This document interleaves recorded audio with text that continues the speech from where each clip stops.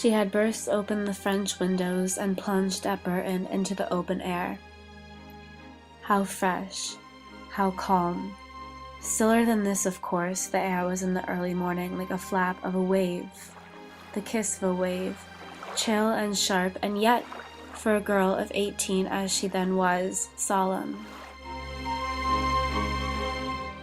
But she feared time itself, and read on Lady Burton's face, as if it had been a dial cut in impassive stone, the dwindling of life, how year by year her share was sliced, how little the margin that remained was capable any longer of stretching, of absorbing, as in the youthful years, the colors, salts, tones of existence, so that she filled the room when she entered, and felt often, as she stood hesitating one moment on the threshold of her drawing-room, an exquisite suspense, such as might say a diver before plunging while the sea darkens and brightens beneath him, and the waves, which threaten to break but only gently split their surface, roll and conceal in crust, as they just turn over the weeds with pearl.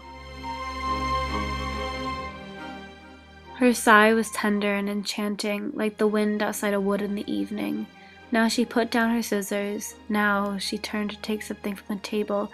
A little stir, a little crinkling, a little tapping built up something on the table there, where she sat sewing. Clock began striking. The young man had killed himself, but she did not pity him. With the clock striking the hour 1, 2, 3, she did not pity him. With all this going on there, the old lady had put out her light. The whole house was dark now, with this going on. She repeated. The words came to her. Fear no more the heat of the sun. She must go back to them. But what an extraordinary night! She felt somehow very like him, the young man who had killed himself. She felt glad he had done it, thrown it away. The clock was striking. So he was deserted. The whole world was clamoring, kill yourself, kill yourself, kill yourself for our sakes. But why should he kill himself for their sakes? Food was pleasant, the sun hot, and this killing oneself, how does one set about it? With a table knife, ugly with floods of blood, but sucking a gas pipe? He was too weak.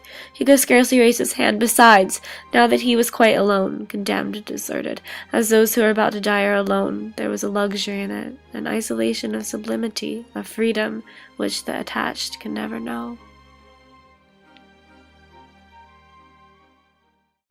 And the sky, it will be a solemn sky, she had thought. It will be a dusky sky, turning away its cheek in beauty.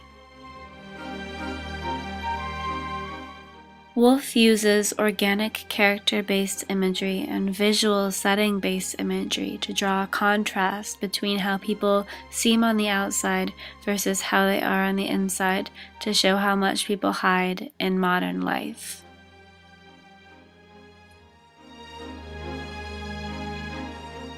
Woolf draws a contrast between what people show versus what they hide to show the truth of modern life, which is that everyone is going through their own individual problems. This also further exemplifies Clarissa's modern hero journey through finding herself with interactions with Lady Burton and Septimus that in the end help her to grow as a person.